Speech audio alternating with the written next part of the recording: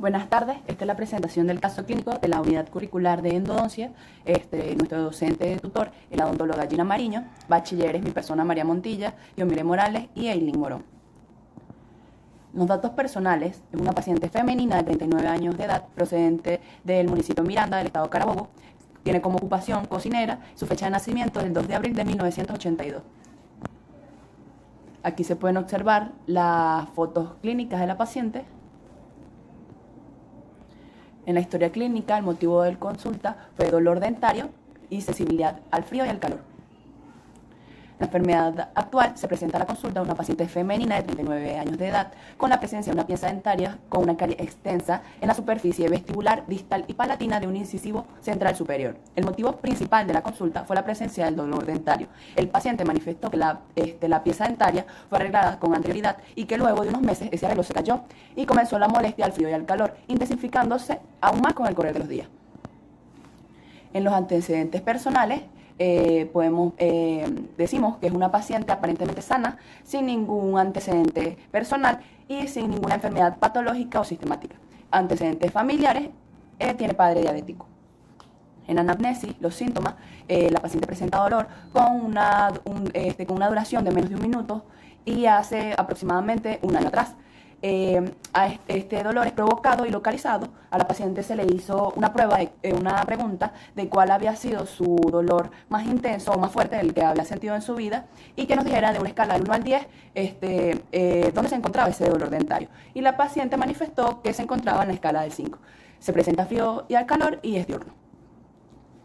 En el examen clínico podemos observar los signos en la unidad dentaria 21.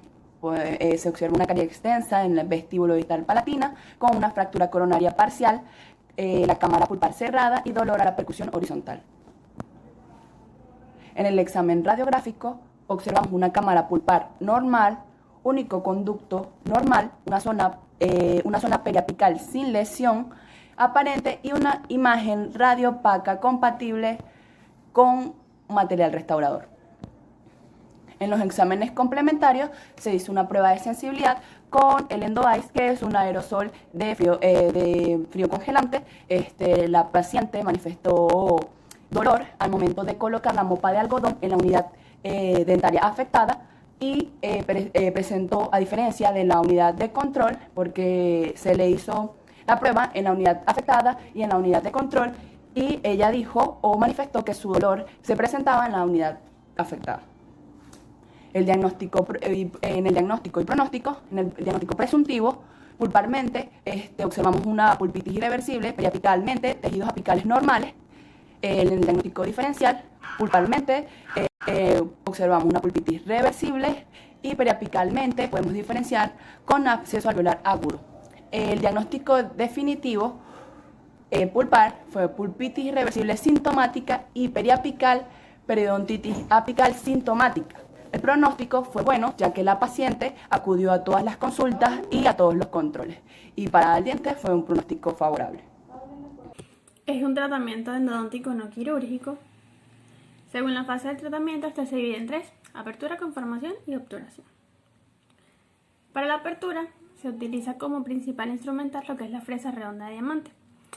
Esta paciente llegó 3 meses antes del tratamiento con mucho dolor y sensibilidad al frío y al calor y cuando comía cítricos y calientes.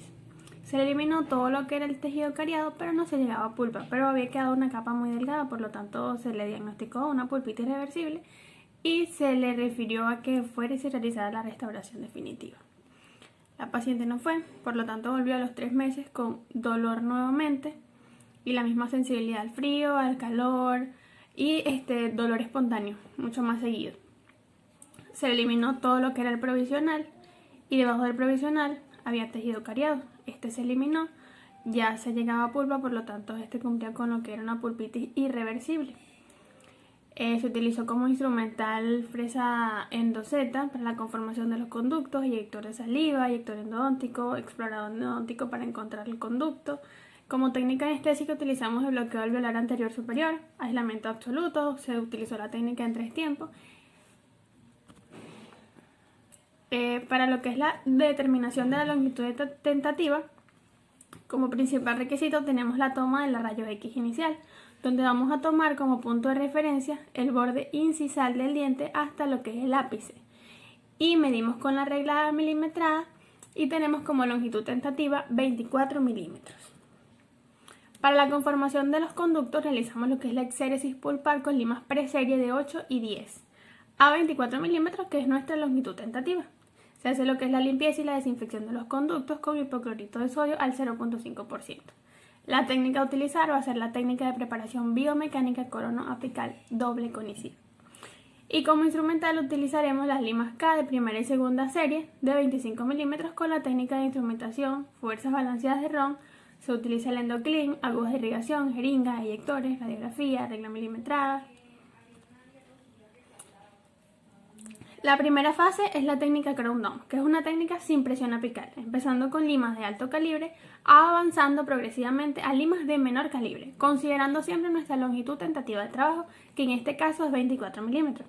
Comenzamos con una lima de calibre 80 a 15 milímetros, luego vamos con una 70 a 15 milímetros, 60 a 17 milímetros, 55 a 18 milímetros, 50 a 18 milímetros, 45 a 19 milímetros, 40 a 19 milímetros, 35 a 20 milímetros, 30 a 20 milímetros, 25 a 21 milímetros y la 20 a 22 milímetros.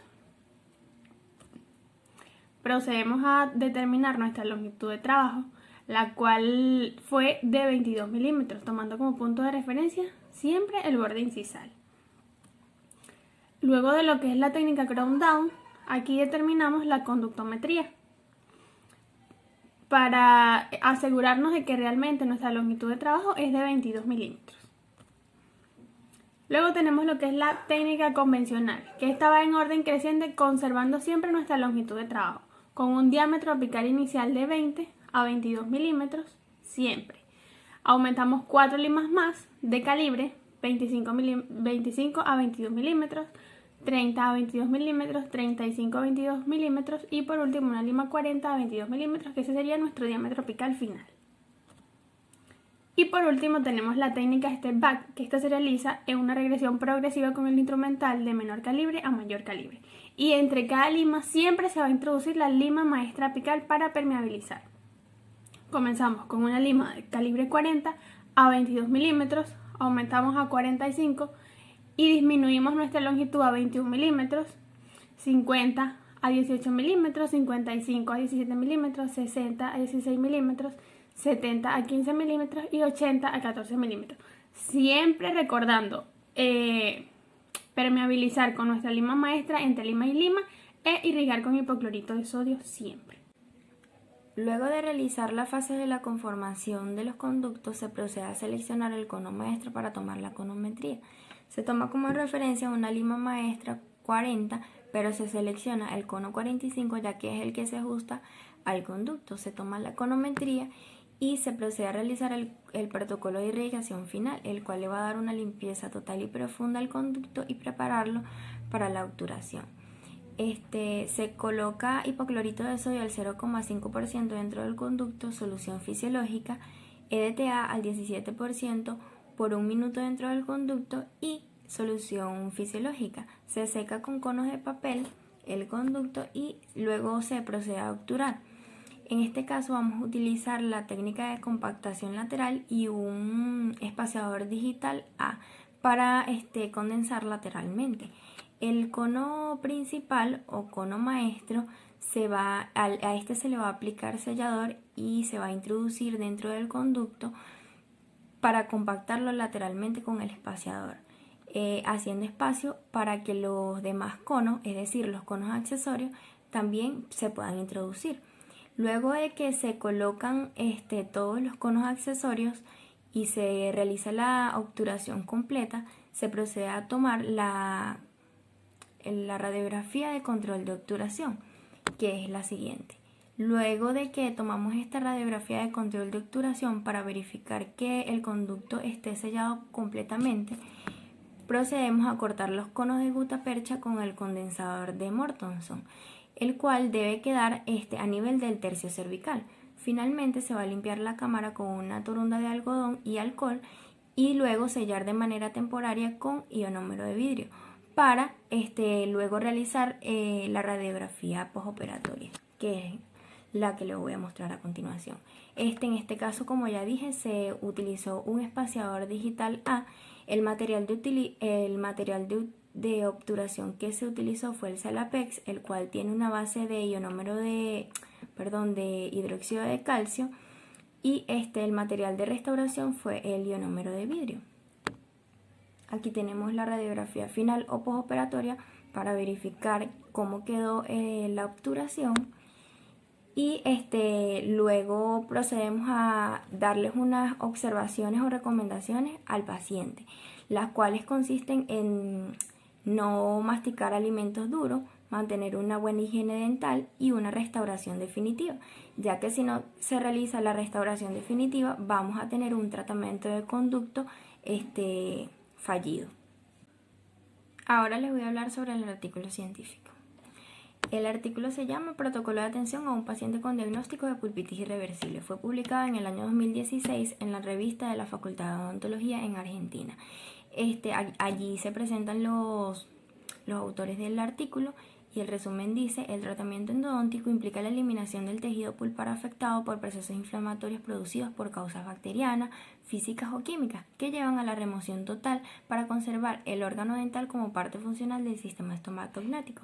En este caso se realiza a un paciente, se realiza la eliminación, la limpieza y conformación del conducto para luego proceder a la obturación. El caso clínico que presentaron en este artículo se trata de una paciente de 16 años que acudió a consulta con dolor dental en la unidad dentaria 12, es decir, el incisivo lateral superior derecho. A ella se le había realizado una remoción de caries y se le había colocado un provisional, es decir, pensando que era una pulpitis irreversible, pero luego de varios meses la paciente regresó con dolor y con molestias al frío y al calor. Se le decidió realizar una biopulpectomía. Aquí tenemos la radiografía inicial, luego tenemos la radiografía con la conductometría, luego tenemos la radiografía con la conometría y por último la postoperatoria, es decir, la radiografía final. Las conclusiones de este artículo fue que se abordó la atención de un paciente que concurrió con dolor dentario realizando una serie de pasos protocolares que conllevan o que llevan a la culminación de un tratamiento endodóntico. Cabe aclarar que en este caso la intervención endodóntica se llevó a cabo en una sola sesión. En caso de requerir más sesiones para la culminación del tratamiento, se aconseja la colocación de la medicación intraconducto. Gracias.